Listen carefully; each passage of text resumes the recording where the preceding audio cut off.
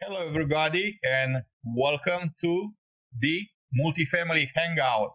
I'm here with my co-host extraordinaire, Neda Uras, and we're gonna kick this hangout off. But before we do that, I do wanna extend a special shout out to our esteemed sponsor, Apartment Snapshot, the revolutionary platform, the first gamified performance and employee engagement tool designed explicitly for multifamily professionals, is transforming the way we approach performance and employee engagement in an industry. Thank you to our friends from Apartment Snapshot. Neida, take it away. Hey, Adrian. Thank you so much. Hello, everyone. Did you all miss me last week? Did y'all have a great time with Lori as the co-host last week? I hope you did. Yes, yes, we both. We missed you, and we had great time too with her. She was a great guest host. Awesome. Love to hear it. Well, let's get ready to dive into the dynamic world of property management with a trailblazer who knows how to blend professionalism with cool vibes. Today, we're hanging out with the incredible Toni Harris, a property management powerhouse, leadership guru, and an all-around cool cat from Baltimore. In this episode, we're unwrapping Toni's journey from the front lines of leasing to dominating the C-suite. But hold on to your hats, because Toni isn't just a VP of property management. She's a multifaceted force. Founder, CEO, instructor, and a true advocate for shaking up the status quo. Expect laughs, insights, and maybe a surprise or two as we uncover the secrets behind Toni's success in this cool, fun, and professionally epic episode. Let's get this hangout started, you guys. Hey, Toni, welcome. Hello. Hi, how's it going? Going great. Happy to have you here to join us and hanging out with us. Happy to be here. So tell us about your career story and how you landed a career in property management. Absolutely. Well, first of all, it looks like I am now going to don another title called Cool Cat. I've been called a lot of things throughout my career, but that's one that I'll proudly wear. So thank you for that. All right. I know you hear it all the time how most of us just fell into this industry. Nobody wakes up saying, hey, today will be a great day to be a leasing specialist. I think I'll go do that. Well, that's my story as well. Career of chance and not choice for me. I am an 11-year Army vet. I went into the military at the tender age of 17. Actually got wavered into the military. But I went into the military when I was a junior in high school, and after around about the 10th year or so, someone saw an opportunity in me and asked, hey, are you interested in going to do some recertifications for a senior housing project? I was like, what is that? I had no idea. They were like, I don't know. I said, all right, let's do this. Let's make it work. So being in the military taught me a lot of resilience. And again, like most of my colleagues, this was a career of chance and not choice. So I landed a career in property management, starting at a senior community doing affordable senior housing, and from there went on to become a leasing specialist, a leasing manager, leasing director. Man, the rest is history, or her story. This is where I've been ever since, 28 years. And you look like you're 28, so. Oh, yeah. You were started when I was 5. Right. Yes, it's definitely been an amazing journey, and in pretty much all the roles that you can think of on site, with the exception of turning a wrench, being a maintenance professional. But I have a little bit of knowledge about that as well. But absolutely, just an amazing journey. I want to start with my first question. And the question is, what are the most valuable lessons that you learned along the way in your longest team career? There have been so many valuable lessons. One thing that stands out to me is that when I really learned to become customer-centric, the lessons that I've learned about, paying it forward, giving back to the community, and focusing more on the customer versus self. taking the selfishness out of it has been the most valuable. And just developing that customer-centric sort of philosophy has definitely built up a lot of resilience. Lots of my character is intertwined in that. And it really is at its core the platform of my leadership. So customer centric, not only our external customer base, but our internal customer base as well. What have you seen that has changed? Because we know property management, multifamily, it's in the ever evolving landscape. So what key trends do you see shaping the industry's future, and how can professionals stay ahead of the curve? Yeah, there are actually four things that I see that are really shaping our industry, and you're absolutely correct. It is so ever changing. It's changing while we're on this call right now, right?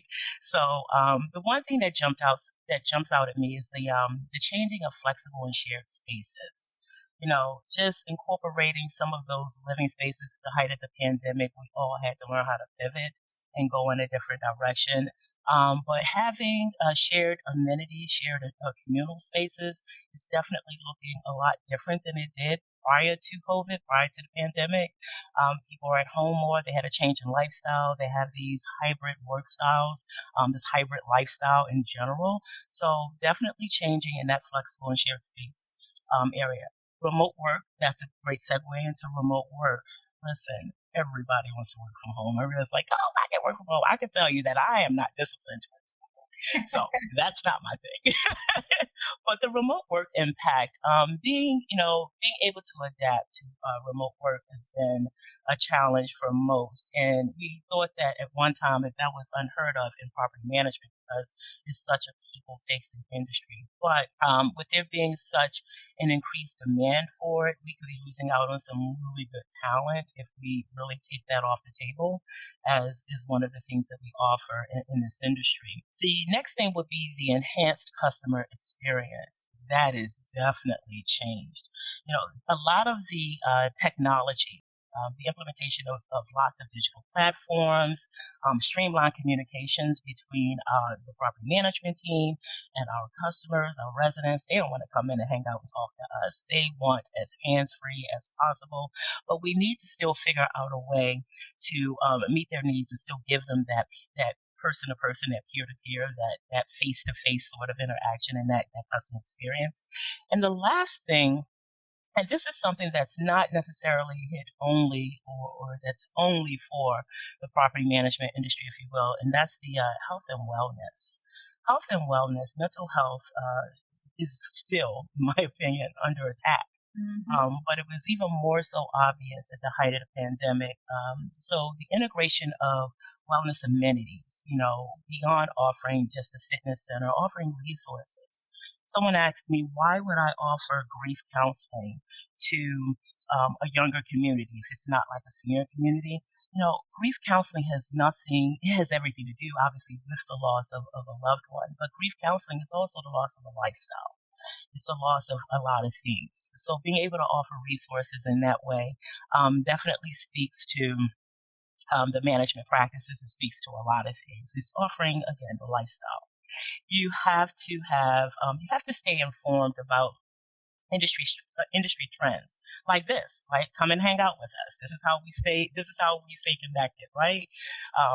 Spaces like the Multifamily Hangout, conferences, webinars, professional publications. Being able to invest in education to acquire those new skills is so very important. Networking is invaluable. Networking has absolutely shaped my career and has had such a positive impact on my career. I can't say that enough. Embracing technology. Wow, this has been a struggle for lots of the generations, not as much as a struggle for Gen X and Gen Z, I must say, or the millennials, but definitely has been a struggle. Embracing prop tech solutions, figuring out a way to streamline operations and doing things a lot more efficiently is very, very important. And lastly, I'll say is the adaptability. Be flexible, be open to that innovation. It's not okay to say, we've always done it this way. Stop it. Stop saying that. Yes. But have the ability to pivot. Be able to pivot and adjust your strategies just based on whatever trends are emerging. Tony, you mentioned COVID. Definitely a terrible thing that happened to society. But in some ways, COVID has accelerated the embrace of technology, our industry catching up with what's happening in the world in general. Because just to be honest here, we're always kind of like running behind, playing the schedule thing. But COVID has forced us as an industry to embrace technology a lot more and to use it and to leverage it, right? Since the in-person interaction was just not there, was not an option. Now, what's happening post-COVID, this is just an observation, and I like your take on it, right? Is that we have been flooded with so much technology, and companies are in a situation where they started like saying, we're doing technology, we're implementing all this technology, and now are at a point where it's just such an overwhelming amount of technology. About 3-4 weeks ago, I was part of OpTech. I was at a conference and someone was saying, there was a panel, someone was saying, okay, there are companies out there that require their leasing agents to be proficient in 48 different pieces of software. And somebody else said, okay, 48 is really not that bad of a number. I heard 63. Oh, gosh. Wow. And let's put this a little bit in perspective, right? The perspective is, you hire an entry-level employee because, leasing agent is an entry level. And you really expect them to be proficient in 63 different softwares. The reality is probably they're never going to get even close to be proficient in most of them. And by the time, and if you push this, right, you're going to push them towards the back door because, should I just like learn 63 pieces of software to be a leasing agent, or maybe I could go somewhere else where I work and, I could make probably the same money and not having to, have a headache. It's not that I think there is such a thing as like excessive, I won't call it learning because it's not learning, but we punish people by technology. We're at a point where instead like helping them, we're punishing them with technology. So I'd like to get your take on this. I couldn't agree with you more, and what a great way to lay that out, Adrian. I think it's really sad that we are. I think it's always sad when we are afraid of technology. I don't like that aspect of it because we do need to embrace it. I'm a huge advocate for embracing technology. I'm more of an advocate for workflow automation. I'm more of an advocate for streamlining processes that will allow us the time and the space to get back to giving our customers the service that they so deserve. When I step in a room, I need you to experience me. I don't want you to experience my laptop. I don't want you to experience the iPad that I'm using to make those connections. It's interesting. But there's one thing that we all can agree on. We can all agree that technology plays a crucial role in enhancing a property's performance, right? We can all agree on that. So that's where we all have the commonality. I definitely differ with, hey, I need you to learn all this software, because if you're more focused on learning the bolts and the nuts and all of those things of the software, you're moving further and further away from that experience. And that is the experience is what drives repeated business, not what latest technology you use. I get that our customers want things, they want it quick, they want it fast, they want it, all of those things. They want, I just want to pay my rent and be left alone. I totally get that. But why can't we have the best of both worlds? Why can't we have a good sprinkle, if you will, of technology, but still remain true to who we are? And that's people, we're humans first. So I'm all for technology. I'm all for workflow automation. Some of the smart building solutions I absolutely do love. I'm a fan of keyless lock, for instance. I'm that one who keeps losing keys. So that's me. Or I get locked out of the house a lot. So smart building solutions is definitely there. There is one piece of technology that resonates with me that I find very good, very, very effective, very efficient. If I see this taking off in the next, even more so in the next 2 years, it's going to be wonderful. And that's where we utilize predictive maintenance tools to already assess what the issue is and how we can avoid repeated issues and things like that. I think that absolutely will help us to move our maintenance teams more towards a customer experience sort of philosophy. You just got to stop putting technology in front of the customer and shoving it down their throat so far that we forget about them. So that's my take on it. You just prompted another question regarding technology. I'm super passionate about technology, as you are. Before I get to the question, though, I do want to acknowledge those of you out there that are joining us today, right? Our audience. And we want to thank you for being here and hanging out with us. I would like to ask you to type your name and your location. Where are you currently located in the comment box, and also please send us some questions for Toni. Yeah. So back to the question now, technology, and I can speak for maintenance related technology mainly because that's my background, where my background has been for 20 years. What I've noticed is that when someone wants to create a new piece of technology, something great, they're hiring the developers, people that know how to write code, and they're hiring the people to sell the product.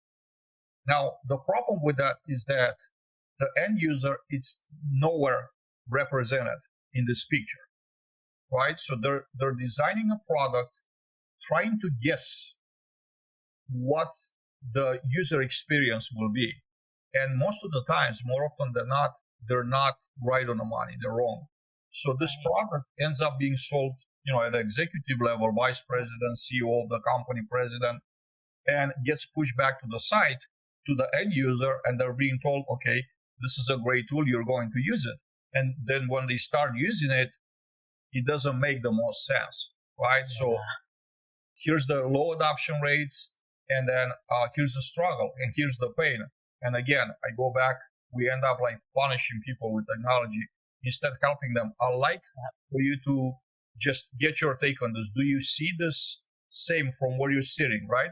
Do you see the same type of issues to where some of the software out there, or maybe quite a bit of that software, has not been designed with the end user in mind? They have not been incorporating end users to be part of building that particular software. I absolutely have seen the same exact practice. I felt a lot of that pain when I was working for a company where at a minimum, we had a service team who could only find the on button on the computer, right? They're like, where is that? Right? So teaching them the technology, teaching them a new platform to use while there is a toilet leaking, while there's a ceiling caving in, was not the best use of their time. So one of the approaches that I found to be extremely effective was creating user groups out of those teams, taking some of the team members who were a little bit more comfortable with technology and letting them pilot things, letting them give the feedback before you actually buy. It's like the test driving of a car. You want to make sure that, hey, this is going to work for our desired goals. Are these things going to meet our organization's goals and objectives? Is the owner going to get the value out of our time by just launching all of these new platforms without there being a thorough knowledge of how to use them in the end game? So if there was a huge disconnect, I still think that there is a disconnect, but I can tell you that of the many lessons I've learned throughout my career, that being one of them, is you have to have relevant buy-in. If you're not going to get the buy-in, it's going to be a huge waste of money. The value of it is not going to be realized. So one of the most exciting things that I was able to participate in was the launch of an inspector app. It's Appico. So I was like, oh, this makes perfect sense. And when you talk to a maintenance tech or maintenance supervisor, it makes perfect sense to them. It must make sense to them. They're more inclined to be excited about using it if they know it can save them a lot of time, a lot of headaches, and make them that much better at their jobs. and that much more successful, I think that's where you get the buy-in. People need to hear, see, and feel to affect change. That's very hard to do with a piece of technology you have no clue on how to use, and it's going to take you more time learning it than it would if you were actually doing the job. I love that we're talking about maintenance, because a lot of times the maintenance, the service team, they feel like they are left out of, of a lot Big of heart things. to all of the service teams out there. Yes, definitely a heart, for sure. They're definitely the backbone of the property, right, Adrian? Adrian's like, I was on front line. Right. I couldn't agree with you more. Yeah. My people. They're my people. So, Toni, I want to ask you, having to navigate different roles, right? So from being a leasing specialist all the way to VP and beyond, how has your multifamily experience influenced your approach to leadership and strategic decision making? I would say that it goes back to my initial comment. It just caused me to be more customer-centric. I have more customer-centric leadership, I would say, more than I did 15 years ago, honestly. 15 years ago, I'm like, hey, where's the next promotion? Where's the next dollar? Right? I was really not as focused on customer-centric leadership.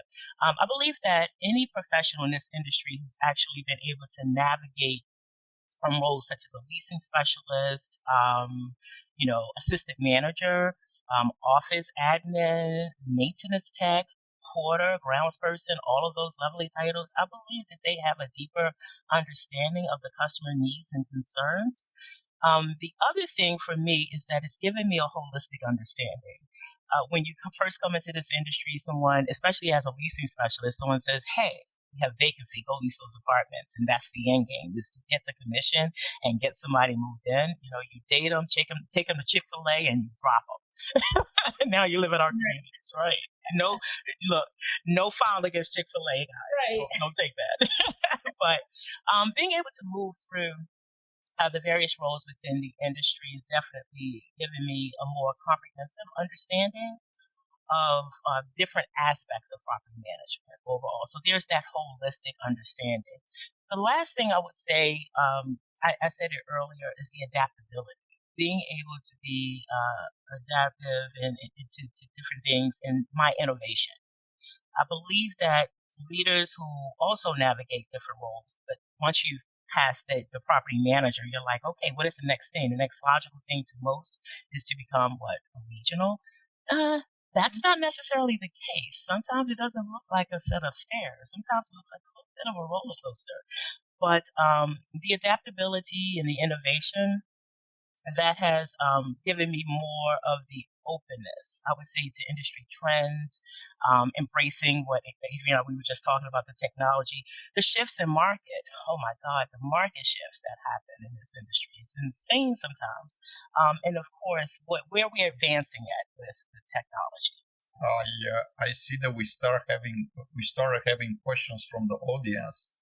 So I'm going to start with the first question from the audience, from Damien. How do we overcome trading someone that is not motivated or coachable? You need to find out what motivates someone. There are three buckets to motivation, right? There's ego, power, and money. Once you've been able to identify what you're moving for, I always like to call it your trigger. Some people call it that's my pet peeve. I don't call them pet peeves. I call them triggers. So there are positive triggers and there are negative triggers. You have to find out what's motivating someone, what moves them. A good example of that is a leasing specialist who may not be motivated to lease because there's not a big enough incentive. That person is clearly motivated by money. So, or someone who's not motivated because maybe they're not getting credit for work that they've been doing for the team. They're clearly motivated by ego. They would love to have the recognition. So things like that. You can overcome that by simply tapping into what moves them and what moves the needle for them, because there are different things that move the needle for each one of us. There's another question too from Carla. She's from San Antonio, Texas. Hi, Carla. Shout out San Antonio, Texas. I like San Antonio, Texas too. I've been there before. Yeah. Food, so good.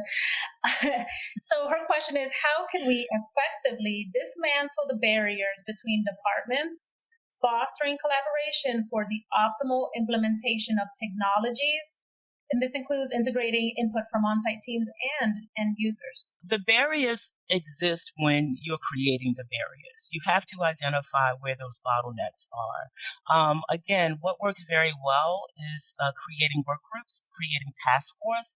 Work groups mean that you will pull someone from each and every last department, not just only focusing on, hey, the IT department, they came up with something new and great to use, and then they just roll it out and everybody has to buy in. The buy-in needs to come from across all departments. So if you pull in a leasing specialist to see how it's going to be impactful to their performance and how it's going to align with their goals, you have to have alignment. If you don't have alignment, none of this is going to work. But the way that you effectively dismantle barriers is not make them exist, remove them. If there are bottlenecks, you find out where they are and you get it out of there. But collaboration is key for anything to be rolled out effectively. Toni, I'd like to go back to how COVID has impacted our industry.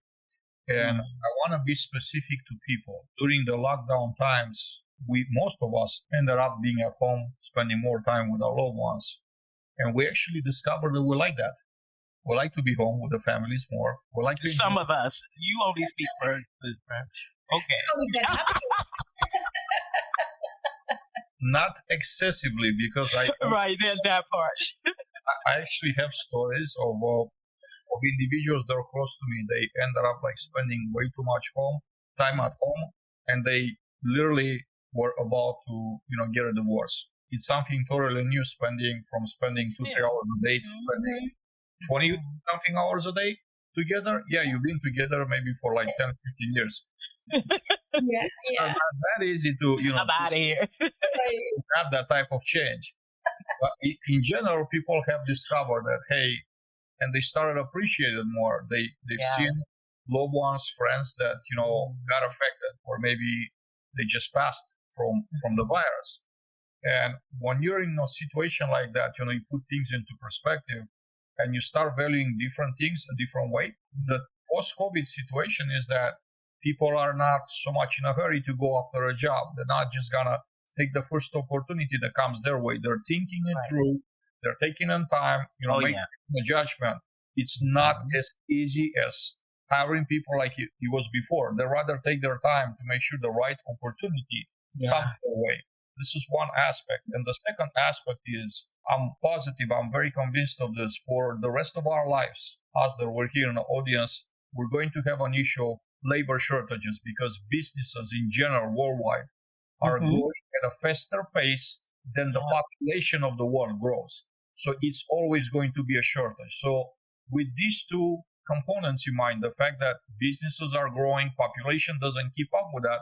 Secondly, people learn to value their life in a different way. They appreciate more the time with their loved ones, with the family. They're taking more time to make a decision. We as an industry overcome these two challenges. The first thing that comes to mind, Adrian, is that we have to make property management sexy again. It is no longer a sexy industry.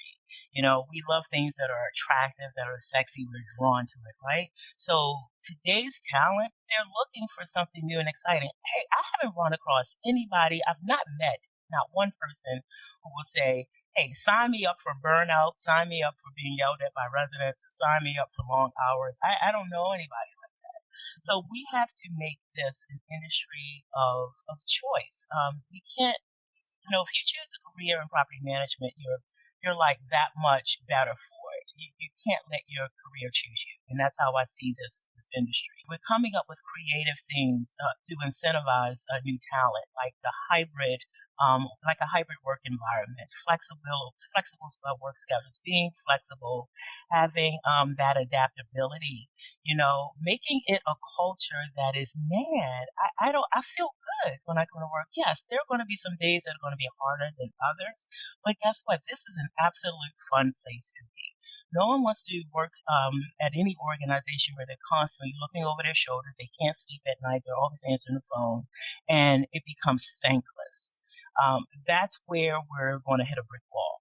So the way that we do it is we have to get creative in what today's talent is looking for. Tap into the different generations. Multi-generational dynamics is a thing, and we all should be paying very, very close attention to it. You look at your millennials, they really do value having enough vacation time. They are looking at organizations that offer a very generous amount of PTO. Things like that. Looking at even how the incentives are for the bonus. How is your bonus structure? How do you focus on career trajectory? What's your philosophies on career trajectory? Is there anywhere for me to go with any organization? Do you pay for external education? What about designations? Are these things important to you? So we have to have alignment with what's important with today's talent, in addition to what's important to the goals of the organization, our investors, right? So that's really how we have to do it. And this looks different for every company. It looks different for all of us. The focusing on today's talent and the different generations. There are 5 generations, I believe, that will be in our labor force by 2025. Yep. Our traditionalists are pretty much out of the workforce, and Gen Z scares me, but okay, there's that. Sorry, Gen Zs. Gen Z's in the house, like I got your back. they're gonna be like, "Oh, Tony's scared of me." Yeah, like whatever you say. But yeah, I just really think that you got to move away from the traditional way of recruiting talent. It's like someone sent a resume to me via text, and it was 7 different text messages, and I went, okay, this is interesting. And I really was not going to give her a call back. I really was not. And my daughter was like, why not? So I took a chance, and I gave her an opportunity, and she's doing exceptionally well. She did that. She said, I just didn't want you to forget me. And boy, I didn't forget her because I'm sharing it with you today. Yeah. Yeah. So being memorable, thinking outside the box, absolutely. sort of thing. So I want to talk about DEI. It's kind of like a 2-part question, right? Nowadays, DEI, I think, is like such a hot topic.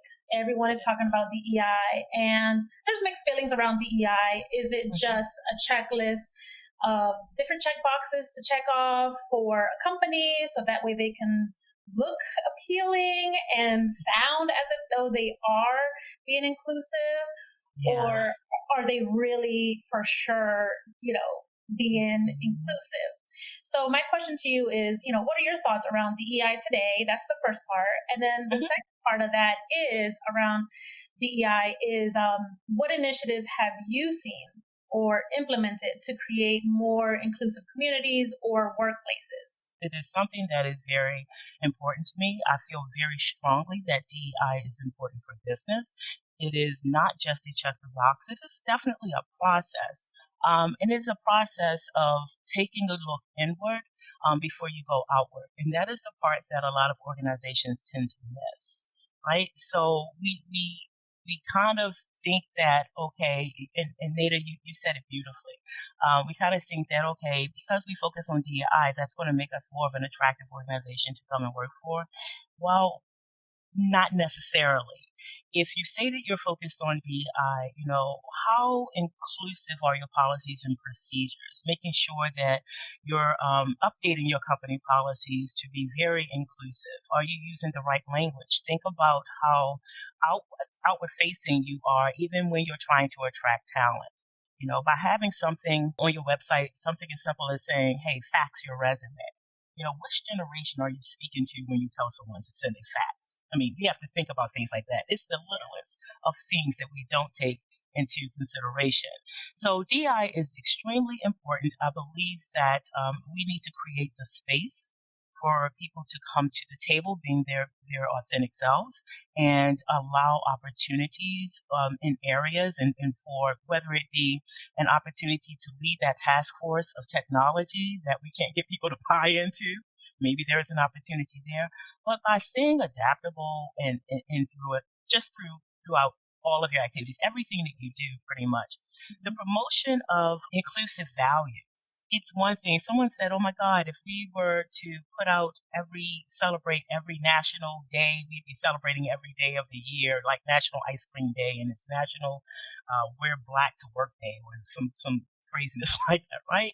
But we have to be very realistic in our approach and take a good hard look at our talent. Let's go inward and then we can go outward. But DEI is definitely good for business.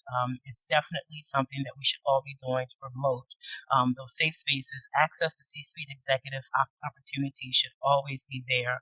And you'd be surprised. People will work hard for organizations that embrace it, not just talking the talk, but they're actually walking it. That goes for associations as well.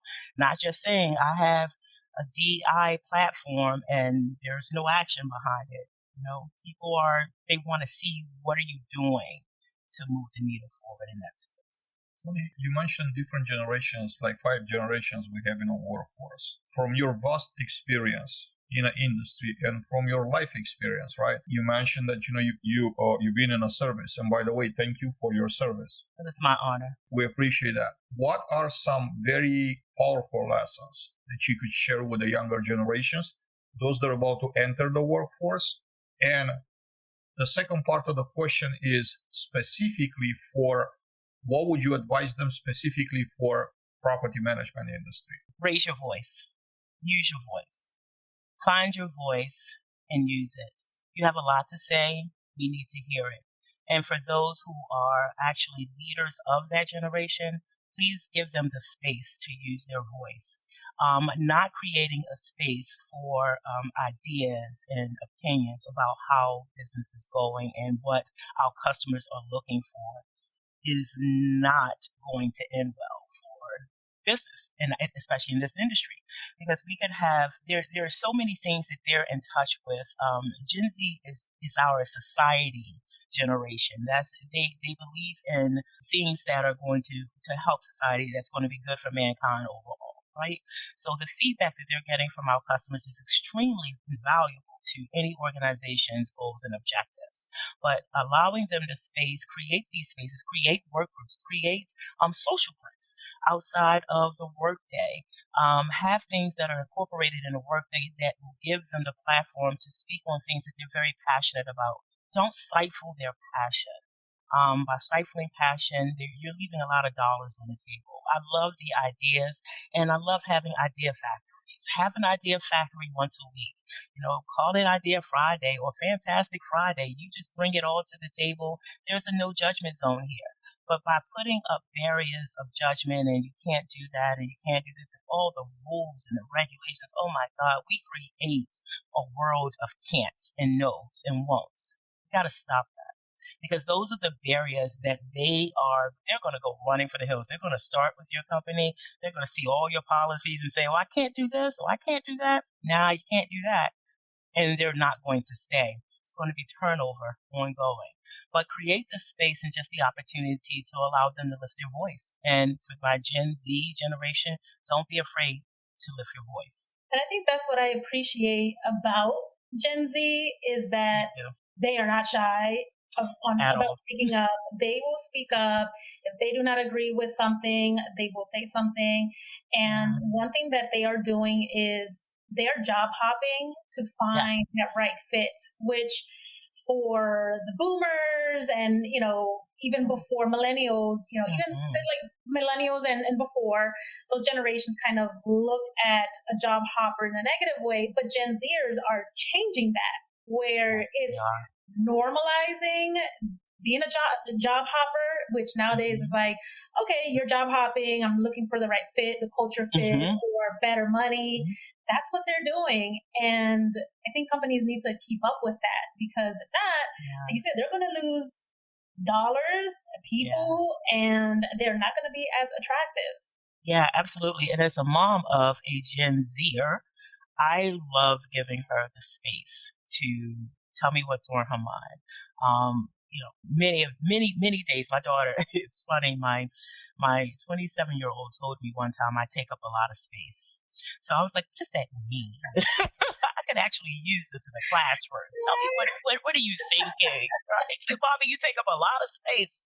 But they have a lot to say. And again, that's where I really got that from. And I'm so happy that I feel very blessed that I can have those open, candid conversations with my daughters, because they tell me what's real. They'll let me know. They're like, people aren't looking for that in the workplace, and especially in what you do, Mom, for what you do for a living. It's not fun. It's not cool. So we got to make it cool. Yeah. So And speaking of, this is the space that you work in.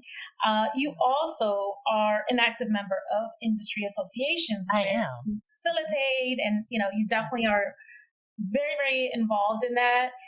How do you see collaboration and networking shaping the future of multifamily? Any advice for professionals looking to build strong industry connections? Definitely attend conferences, expos, come out of that comfort zone of I can't work the room. I've seen some of the best, you know, introverts actually work a room and be very effective at it, and then they go home and they just curl up in a corner and just want to read a book and be left alone. So it works for them. But attending industry conferences and expos, building your personal brand, by being associated with industry associations throughout my career, I'm going to say maybe over the last 20 years of my career, has definitely given me the opportunity to build a brand and difference between the brand and the reputation. I had to come into who I am, but I couldn't do it alone. This is not an individual sport. Coming outside of your own organization to meet with like-minded professionals is very key. It's very, very valuable. Being able to seek mentorship at any of those associations, there are lots of opportunities to get involved. And guess what? That's that extra opportunity to go the next level and work on your leadership skills. Volunteerism is hard. You're not getting paid. Right. Right. Try to move a bunch of adult volunteers in property management, and there's no paycheck attached to it. Now, there's one thing for not the faint at heart, but you have to be passionate about it. So seeking mentorship. The last thing I would say about that has definitely served me very well is being authentic and genuine. Come as your authentic self. So if you're coming as your authentic self, the right association will welcome that, right? You'll know if it's the right association. You'll know if it's a fit for you. But you got to build relationships based on how authentic you are. It's very, very important. Genuine connections, they're more likely to create these long-lasting professional relationships. And that's one thing that I would say has been very invaluable. I do want to acknowledge again our audience right there. And if you're still around, please hit us with some questions here. We'd love to hear from you. We'd love to take your questions. Absolutely. And that takes me to my next question. Toni, you're a multifamily executive. So people are looking up to you. What are some great lessons that you learn along the way that could help others following your path to kind of shorten that, that ride, so they don't have to learn everything the hard way? What are some great lessons that you've learned along the way that you would like to share with some that, their goal is to become one day an industry executive? Learn to read the room. Take yourself out of it. Do things for a purpose that's higher than you. If you're doing this totally just to see how far you can go, it's not going to work out the way that you planned. And that's where the hard lessons are. There's nothing wrong with the hard lessons. The hard lessons will definitely shape you. Absolutely. I learned that in the military. You need that pain in order to feel exactly what you're intending to feel at the end, that whole pleasure thing. You got to do what's not cute and sexy now in order to do what you really want to do later. Reading the room basically means that you can't just push people to the end. You can't look for you in other people.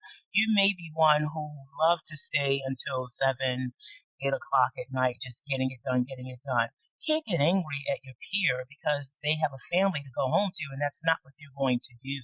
So that's not going to foster good work relationships. And the other thing is that, celebrate the small victories. I don't care how small it is. It doesn't have to be, oh my God, we killed NOI by $100 million. It doesn't have to be as big as that. Sometimes it could be, guess what? We left a customer better than how we met them when they came in the office. Leave people better than how you met. Change their lives just with the simplest of the smallest of victories. I opened the door for you and you said thank you. Okay, let's celebrate that, right?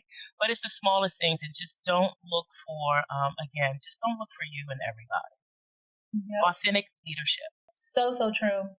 And I just want to point out a comment Damien has for you, Toni. Toni, you have inspired so many professionals, and I've admired you from the first time I saw you. And ditto, Damien, same. I always say like Toni's my big sister, so I am. so I'm like, that's my big sis right there.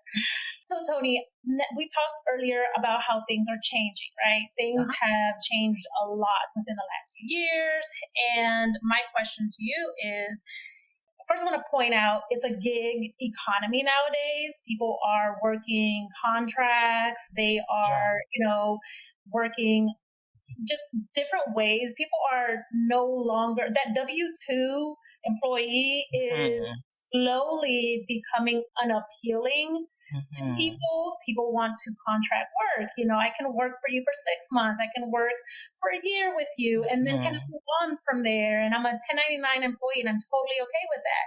So things are changing, right, in the work landscape. And being in property management, how do you think gig workers can fit into the mold of multifamily? They absolutely can.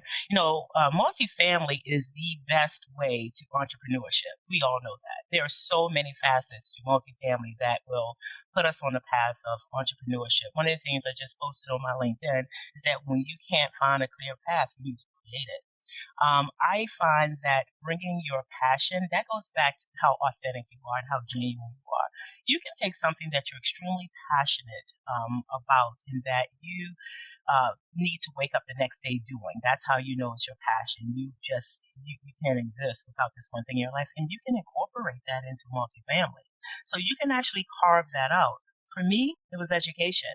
I did not have things like the multifamily hangout to go to, and I didn't have the space when I started off in this industry. And I had some very tough things that were said about me, that were done to me, that I never thought that I would recover from. But it wasn't until I really saw what really drove me. What was that one thing that I just had to do? And I couldn't exist if I didn't do it, or I would crumble. I would be so sad. And it was education. It was teaching. It was stepping into a classroom. Anything that I've learned, I just wanted to pour it out.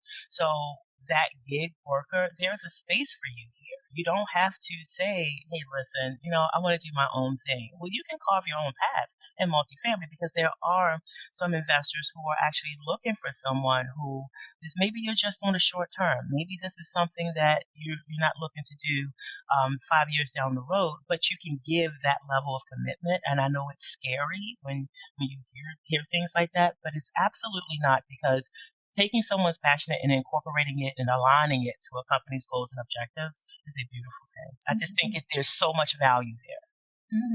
Yeah, I agree. And, I'm part of the gig economy myself, where I think that companies should actually embrace it.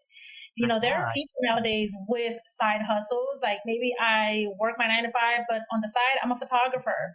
So I give the idea, if you have an employee, a team member who has that, use them for events. You don't have to pay an outside photographer thousands of dollars. You might get a good deal. You still want to pay them, of course, accordingly, but this person works with you. And I think that's also how you retain your employees, because then they feel like, okay, I can work with you and I can also have my side hustle. Both bring me joy, both bring me money, and I'm happy to do both. So I think companies need to embrace that a little bit more, instead of seeing it as, it's competition, or not a threat. No, I can tell you, Nada, that's where I am now in my career. I am not only founder CEO of KT Professional Development, I am also vice president of property management for an investment firm of both multifamily and single family rentals. Right? So get the bag, Toni. Yeah. So I swear I'm working. You work. You have a job. We know that. I work. The beauty of these of the investors that I work for now is that they understand who Toni Harris is. They understand my journey, and it's something that they were looking for. They were like, that's the passion that we need at the table because that's only going to make us that much better for it. And they give me the space. They're like, oh my God, everything that you know, everything you do is so valuable to us and what it is that we do. And there's an understanding. So them creating a space for me allows me to go harder for them because they're doing that. And I'm that much more motivated to do an excellent job for them because they do give me the space. Toni, we have a question from Johnny Delgado. As someone who Hi, Johnny. As someone who has over 2 decades in a multifamily space, it's hard to get surprised anymore. Yet, I still experience the lack of buy-in from the on-site leaders when it comes to the organization's goals. Question is, what are some creative ways to get maintenance and community leaders to understand and trust an organization's vision? You have to show and not tell.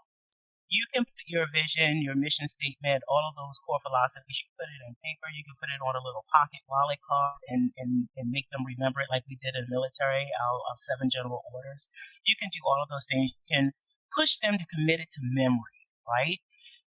But if you're not walking it and doing it every day, if you're not living it, you're not going to get the buy-in. The way that you do it is by doing exactly what you say.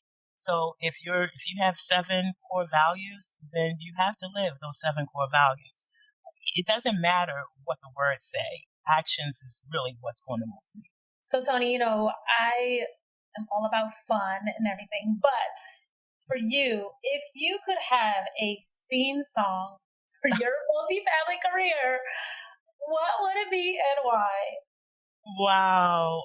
Someone asked this question of me maybe about 2 years ago, and it's still the same song, actually, same song as it was 5 years ago. It would be This Girl Is on Fire by Alicia Keys. And I can break it down for you really quick if you like. Yeah. Okay. All right. So This Girl Is on Fire there's a breakdown to the meaning of this. It's about empowerment and confidence. It's about overcoming challenges. It's about personal triumph.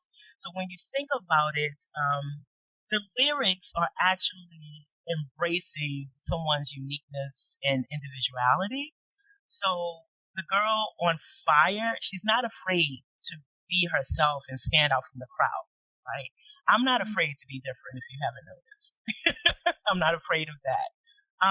It's about transformation and growth.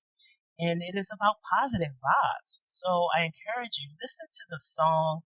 The Girl Is on Fire. It resonates as a symbol of strength and self-belief. Because for a very long time, very early in my career, and maybe in the last 5-6 years or so, I didn't have a whole lot of self-belief. My confidence was kind of like teetering there. It just kind of went out the door. So now this girl is on fire. She's overcome. She's empowered. She's confident. She's triumphed, and all of those things. So that's my theme song. Love it, and I love that song too. Yeah, but thanks for that question. That's awesome. You just made me think of listening to it on my way home. I know, right? I gotta get pumped up again. I gotta listen to my song. When you're down, just listen to your song. Just listen to your song. Everyone should have one. I absolutely. Hey, listen. Didn't you guys remember Shaft? He had a song right when you walked in. I'm taking you way back. I'm too old for this. Teams that don't train don't win. Someone that's way smarter than I am said. He was a guest on one of my other shows. I love that. And he stuck with what we're seeing in a current environment is that a lot of learning and development professionals are being laid off. So companies are actually laying off the people that train, and they're teaching their employees to be better. They're helping them perform better. It's a backward situation. So how do we expect to win with individuals, with teams that are less trained than they were before, or they get no training now? Because we can't afford, we just laid off our training person. So I like your take on this, Toni. And also, I like for you to just kind of open that window forward to the future and share with us, how do you see training in the year of 2024? How do you envision training for multifamily? What would be your ideal type of training? What it would look like? Absolutely. Great question. I felt the pain of that as well, even though I didn't help. I was not in a seat of being like the corporate trainer or corporate marketing director, if you will. I think that those roles are extremely valuable. And it's kind of bittersweet that we have investors who think that, we could just roll that role up into the role of a VP of property management or VP of operations. And it is bittersweet because there's not a keen or laser focus on what's needed. And that's people, right? So that people aspect of it is not going to go away. I feel very strongly that my success as an instructor is because I'm still an operator, and I've been an operator my entire career. I can teach everything that I do, right? So I think that's where that tends to sometimes be the anomaly, and sometimes it tends to be vice versa, where there are more trainers than they have been the actual operator. So we have to embrace the best of both worlds. The way that I see training going in 2024 is not more training, it's more professional development. I am not coming to your organization to teach you how to use your property management software. That is for your internal training partner to be able to do. I think that once we begin focusing on those soft skills that are absolutely missing from when we have these generations graduating high school that's not understanding effective communication, effective time management, managing their bank book, looking at numbers. We don't even teach penmanship in school anymore. So things of that nature are very, very noticeable when they're coming to us. It's very noticeable. So the way that I see 2024 is a need for our training professionals. We need you to teach those soft skills. Focus a lot more there. Embrace the technology because, yes, you're going to have to teach the technology. We got to move away from thinking that, hey, we'll just give you the keys and you can go jump into the deep end of the pool. Yeah, it can be done, but do you want mediocre? I don't think so. So we have to go back to focusing on the quality. And the quality is because, when you know better, you're going to move different. Your decision making is going to be different. There's a lot of value to having someone know exactly what to do when they're losing 3 residents a day, just as an example. That's a lot of money that's walking out the door. And do you really want to take the chance on someone not knowing the right thing to do?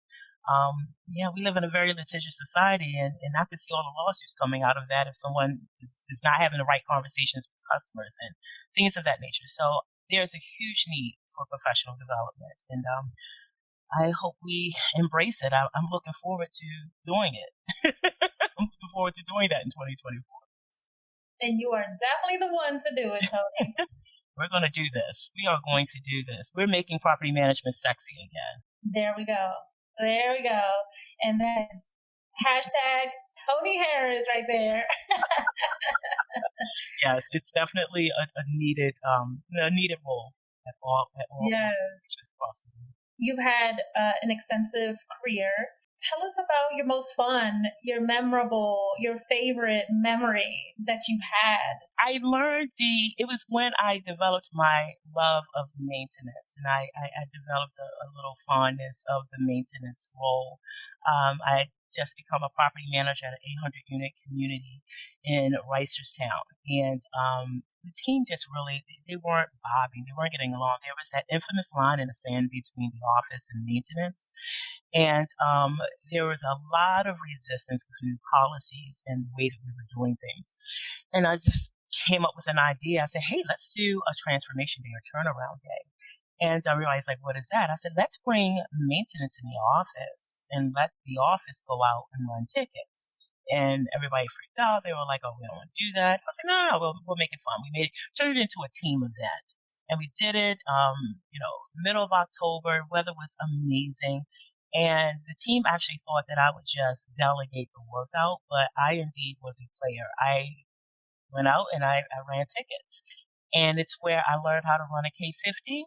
I learned how to change a garbage disposal, and I just couldn't get enough of it. I took a course after that called Maintenance for Property Managers.